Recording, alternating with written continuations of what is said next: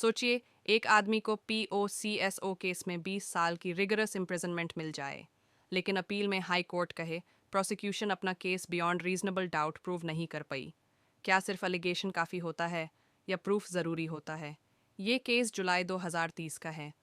Allegation था कि accused ने अपनी 14 साल की कज़न के साथ एग्रवेटेड पेनिट्रेटिव सेक्सुअल असॉल्ट किया।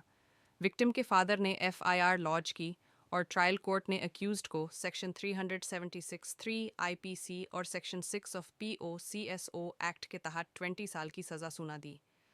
अक्यूज्ड ने इस डिसीजन को गुवाहाटी हाई कोर्ट में चैलेंज किया। हाई कोर्ट ने सबसे पहले विक्टिम की टेस्टिमोनी को एग्जामिन किया।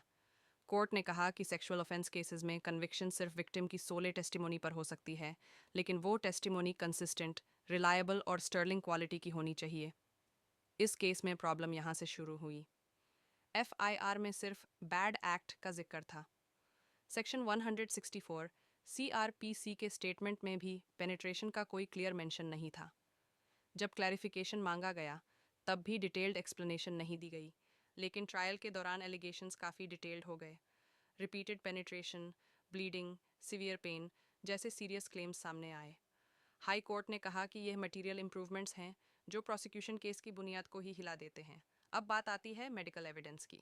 डॉक्टर ने एग्जामिनेशन के बाद रिपोर्ट दी कि हाइमेन इंटैक्ट था, कोई एक्सटर्नल या इंटरनल इंजरी नहीं थी और रीसेंट सेक्सुअल इंटरकोर्स का कोई साइन नहीं था। कोर्ट ने यह माना कि हर केस में मेडिकल कोरोबोरेशन मैंडेटरी नहीं होता, लेकिन जब टेस्टिमोनी खुद डाउटफुल हो, तब मेडिकल एविडेंस का इंपॉर्टेंस बढ़ जाता है। यहाँ टेस्टिमोनी और मेडिकल रिपोर्ट एक दूसरे को सपोर्ट नहीं कर रहे थे। कोर्ट ने यह भी देखा कि विक्टिम के पेरेंट्स के स्टेटमेंट्स में कॉन्ट्रडिक्शंस थे। नियर बाय हाउसेज होने के बावजूद कोई इंडिपेंडेंट विटनेस प्रोड्यूस नहीं किया गया। इन सब चीज़ों को क्यूमुलेटिवली देखते हुए हाई कोर्ट ने एक इम्पॉर्टेंट प्रिंसिपल रिपीट किया: suspicion, however strong, can not substitute proof.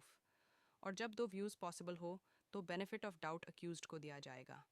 इसी बेसिस पर गुवाहाटी हाई कोर्ट ने ट्रायल कोर्ट का कन्विक्शन सेट असाइड कर दिया, 20 साल की सज़ा क्वाश कर दी और अक्यूज्ड को अक्विट कर दिया।